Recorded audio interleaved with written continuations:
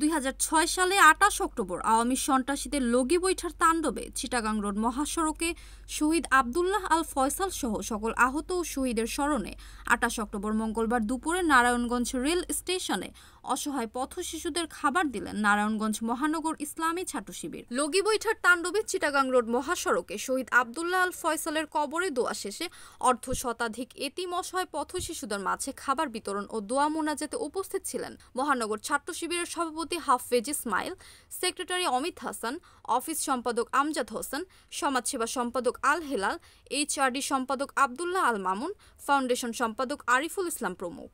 তার নাম হচ্ছে আব্দুল্লাহ আল ফয়সাল, তার বাড়ি হচ্ছে সিদ্দিরগঞ্জে। সে 2006 সালের 28 তারিখে আওয়ামী লীগ সন্ত্রাসীদের লাঠির বাড়ি খেয়ে আহত হয়েছে, পরে হাসপাতালে মারা গেছে। তো সেই ভাইয়ের জন্য আজকে আমরা অনেকগুলা কাজ করছি, দোয়া মাহফিল করছি, কবর জিয়ারত করেছি এবং তোমাদের জন্য আমরা সামান্য খাবারেরও ব্যবস্থা করছি।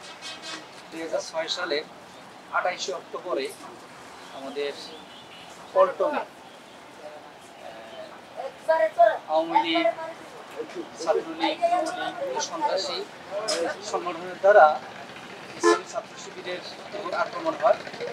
সে আক্রমণে মূলত আমাদের এই শহীদ আব্দুল্লাহ ফয়সাল ভাই সহ আরও ভাই শহীদ হয়। মূলত আমাদের এই প্রতি বছর আমরা 28 অক্টোবর পল্টন ট্র্যাজেডি দিবস পালন করে এই উপলক্ষে মূলত আমরা দোয়া মাহফিলের আয়োজন করি, আমরা কবর জিয়ারত করে আসছি, আমরা আলোচনা করেছি।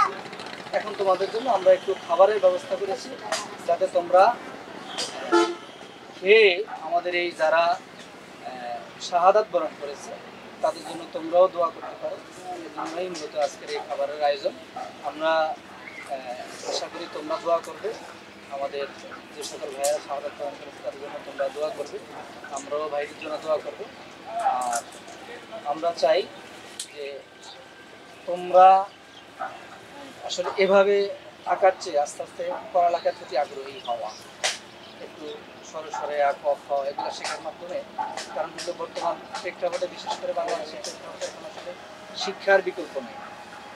তো তোমরা যারা আছো আমরা তোমাদেরকে বলবো, তোমরা আমাদের ইউসুফ ভাই সম্ভবত তোমাদেরকে পড়ায়, আমরা আশা করবো তোমরা নিয়মিত ভাইয়ের ক্লাসগুলোতে থাকবা তো